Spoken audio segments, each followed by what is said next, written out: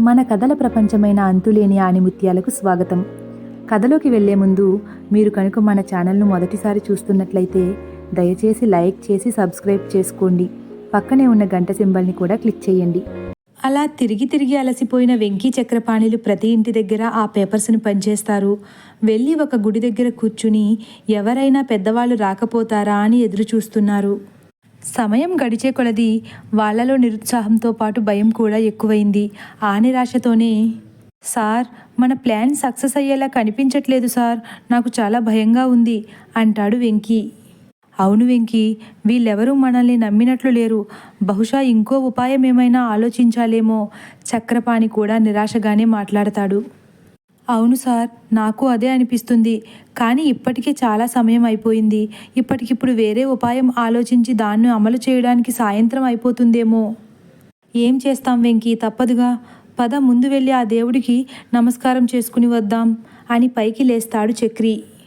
పదండి సార్, ఆయనే ఈ గండం నుంచి ఇప్పుడు మనల్ని కాపాడాలి అంటూ వెంకీ కూడా చక్రి వెనకాల బయలుదేరుతాడు. గుడిలోకి వెళ్ళి ఆ శివలింగాన్ని చూస్తూ, స్వామి, మా దురాశ వల్లే ఈ అనుకోని ఆపదలో ఇరుక్కున్నాము. ఈ ఆపద నుంచి నువ్వే మమ్మల్ని గట్టెక్కించాలి అని సాష్టాంగ నమస్కారం చేస్తాడు చక్రపాణి. అవును స్వామి, ఇదంతా నా అత్యాశ వల్లే జరిగింది. ఇంకెప్పుడు ఇలా డబ్బు కోసం ముందు వెనుక ఆలోచించకుండా నిర్ణయాలు తీసుకోను.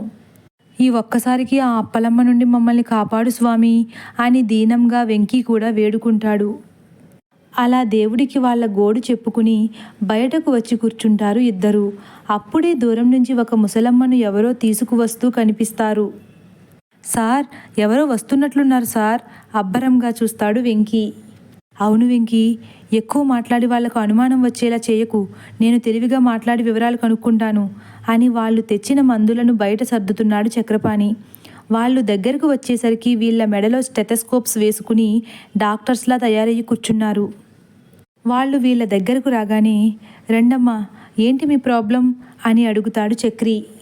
ఆ ముసలావిడను తీసుకువచ్చిన ఒక 20 ఏళ్ల అమ్మాయి, డాక్టర్ గారు, మా బామ్మకు బాగా ఆయాసం ఎక్కువగా వస్తుందండి చెబుతుంది వినయంగా. అలా కూర్చోపెట్టమ్మా అని వేప చెట్టు చుట్టూ కట్టిన గట్టు వైపు చూపిస్తాడు. నెమ్మదిగా ఆ అమ్మాయి నడవలేక నడుస్తున్న ఆ ముసలమ్మను తీసుకెళ్లి అక్కడ కూర్చోపెడుతుంది. చక్రి ఆవిడ దగ్గరకు వెళ్ళి స్టెథోస్కోప్తో చెక్ చేస్తూ కుశల ప్రశ్నలు వేయడం మొదలుపెట్టాడు. ఆ ముసలమ్మ కూడా చక్రి డాక్టర్ అనుకుని అడిగిన వాటికి సమాధానం ఇస్తూ ఉంది. అలా మాట్లాడుతూ, బామ్మగారు, చిన్నప్పుడు ఎప్పుడో విన్నాను, ఈ ఊళ్ళో తింగరాజు మంగళరాజు గారి కుటుంబం ఉండేదంటగా, చాలా గొప్పవారంటగా. మీకేమైనా వాళ్ళ కుటుంబం గురించి తెలుసా అడుగుతాడు చక్రి. అవును బాబు, బాగా బతికిన కుటుంబం అంటుంది ఆ ముసలావిడ. చక్రి కళ్ళు ఆనందంతో పెద్దవయ్యాయి. వెంటనే వెంకీ వైపు చూసి నవ్వుతాడు. వెంకీ కూడా సంతోషంగా, అడగండి సార్ అన్నట్లు సైగ చేస్తాడు. అవునంట బామ్మగారు, ఆ కుటుంబంలో అప్పలమ్మాదేవి గారు ఉండేవారంట. ఆవిడ గురించి మీకేమైనా తెలుసా? ఎవరు చెప్పారు బాబు నీకు అది గొప్పదని? ఏడిసింది. అది కాలెట్టిందో లేదో ఆ కుటుంబాన్ని నాశనం చేసి పాడేసింది అని సాగదీస్తూ చెబుతుంది ఆ పెద్దావిడ. అవునా, వాళ్ళ గురించి మీకు బాగా తెలుసు అనుకుంటా. ఇంతకీ ఆ మహాతల్లి ఎలా చనిపోయిందో మీకేమైనా తెలుసా బామ్మగారు అని ఆత్రంగా అడుగుతాడు చక్రి. నాకు సరిగ్గా తెలియదు డాక్టర్ బాబు. అప్పుడు నేను చిన్నపిల్లని. మా అమ్మమ్మ వాళ్ళు మాట్లాడుకుంటే వినేదాన్నంతే. కాకపోతే రాజేశ్వరి దేవి గారి గురించి మాత్రం చాలా అబ్బరంగా చెప్పుకునేవారు ఊరంతా. ఎవరా రాజేశ్వరి దేవి అడుగుతాడు చక్రి. ఆ మహాతల్లి అప్పలమ్మ అత్తగారు, మంగళరాజు గారి తల్లి అని ఆపేస్తుంది. ఓ, ఆవిడ అంత గొప్ప ఆవిడ? ఆవిడ వల్లే కదా బాబు మేము కాస్తైనా సుఖంగా బతుకుతున్నాం. ఈ ఊళ్ళో బడి దగ్గర నుంచి అన్నీ కట్టించింది ఆవిడే. అందుకే మా ఊరందరికీ ఆవిడంటే చాలా గౌరవం అని చెబుతుంటే వీళ్ళు శ్రద్ధగా వింటున్నారు. వాళ్ళ గురించి మీకు ఇంకేమైనా తెలుసా బామ్మ? చెప్పాను కదా బాబు, అంతకు మించి నాకు ఏమీ తెలీదు. సరే బామ్మ, మీకు ఆయాసానికి ట్యాబ్లెట్స్ ఇస్తాను, 2 రోజులు వేసుకోండి, తగ్గిపోద్ది అని ట్యాబ్లెట్స్ ఆవిడ చేతిలో పెడతాడు చక్రి. వెనక నుంచి వెంకీ నెమ్మదిగా, ఇప్పుడు ట్యాబ్లెట్స్ అవసరం అంటారా సార్ అంటాడు. ష్, నువ్వేం కంగారు పడకు వెంకీ, ఇవి జ్వరం మందులే, వేసుకున్న ఇబ్బంది ఏం ఉండదు వాళ్లకు వినపడకుండా గొణుకుతాడు చక్రి. ఆ మందులు తీసుకుని వాళ్ళు కూడా అక్కడి నుండి వెళ్ళిపోతారు. వాళ్ళు వెళ్ళిన వెంటనే, సార్ మనకు ఏమాత్రం క్లూ కూడా దొరకలేదు కదా, ఇప్పుడు ఎలా సార్? అసలు ఆ హత్య ఎవరు చేశారో మనం కనుక్కోగలమంటారా? అడుగుతాడు వెంకీ. దొరికింది వెంకీ. వాళ్ళత్త పేరు రాజేశ్వరీదేవి అని, ఆవిడ చాలా గొప్పదని తెలిసింది కదా.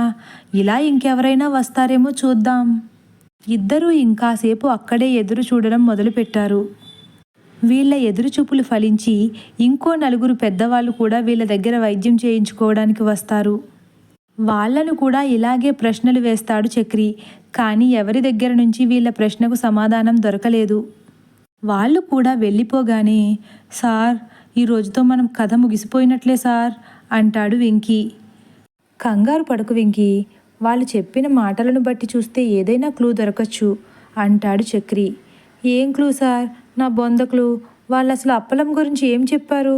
రాజేశ్వరీదేవి గురించే కదా చెప్పారు అందరూ అంటుండగా వెంకీ తలపై కాకి రెట్ట వేసి ఎగిరిపోతుంది.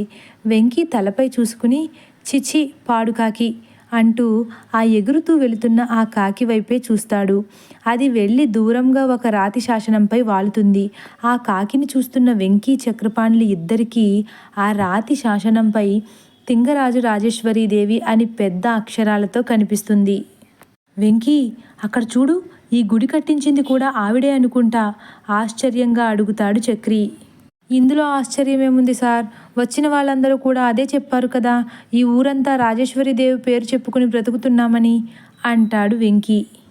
అదే వెంకీ, ఈ మాట ఎక్కడో విన్నట్లుంది కంగారుగా అడుగుతాడు చక్రి.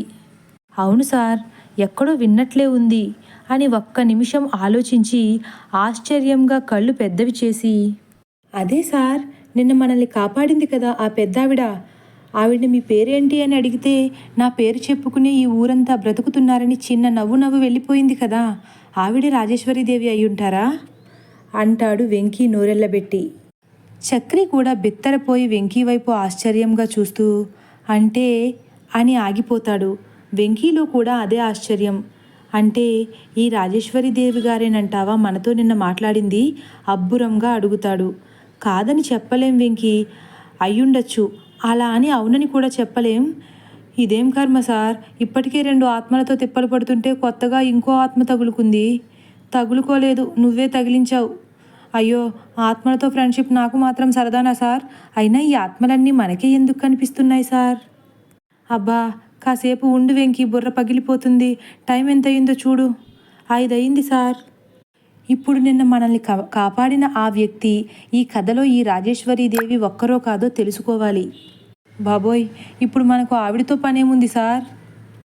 ఆవిడే ఈవిడని తెలిస్తే ఇకపై ఆవిడతోనే మన పనంతా అంటూ అక్కడ ఉన్న మందులన్నీ గబగబా బ్యాగ్లో సర్దేస్తున్నాడు చక్రి. ఏం చెప్పారు సార్? సార్ మీ రచనా చాతుర్యం నా దగ్గర ప్రదర్శించకుండా అర్థమయ్యేలా చెప్పండి సార్. ముందు నువ్వు కారెక్కు, అన్నీ నీకు అర్థమయ్యేలా చెబుతాను అంటూ హడావిడిగా కార్ దగ్గరకు వెళ్తున్నాడు చక్రి. వెంకీ చక్రి వెనకే పరిగెడుతూ వెళ్ళి ఆ కారులో కూర్చుంటాడు.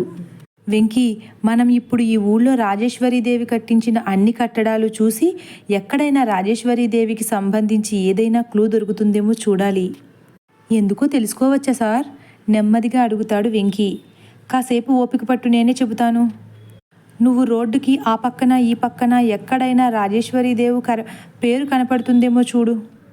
చక్రి అలా కార్ డ్రైవ్ చేస్తూ ఊరంతా తిప్పుతుంటే వెంకీ రాజేశ్వరీదేవి పేరు ఎక్కడ కనిపిస్తుందో అని వెతుకుతున్నాడు.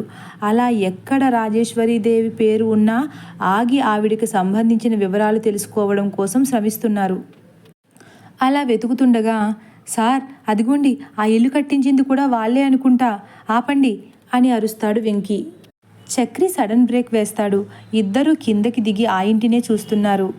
ఆ ఇల్లు శిథిలావస్థలో ఉన్నట్లు ఉంది. లోపలికి వెళ్ళాలన్నా కూడా వీళ్లకు ధైర్యం చాలట్లేదు. కానీ ఆ ఇంటిలో వీళ్లకు సంబంధించి ఏదైనా క్లూ దొరకచ్చేమో అనే ఆశతో చక్రి ధైర్యం చేసి, వెంకీ పద, ఆ ఇంట్లోకి వెళ్లాల్సిందే, వేరే దారి లేదు అంటాడు ముందుకు అడిగేస్తూ. బాబోయ్, ఆ ఇల్లు ఆత్మలకు గెస్ట్ హౌస్లా ఉంది సార్, నేను రాను. వెనక్కి జరుగుతాడు వెంకీ. అనాల్సింది రాను అని కాదురా, పదండి అని వెంకీ చెయ్యి పట్టుకుని ముందుకు లాక్కెళుతున్నాడు చక్రి.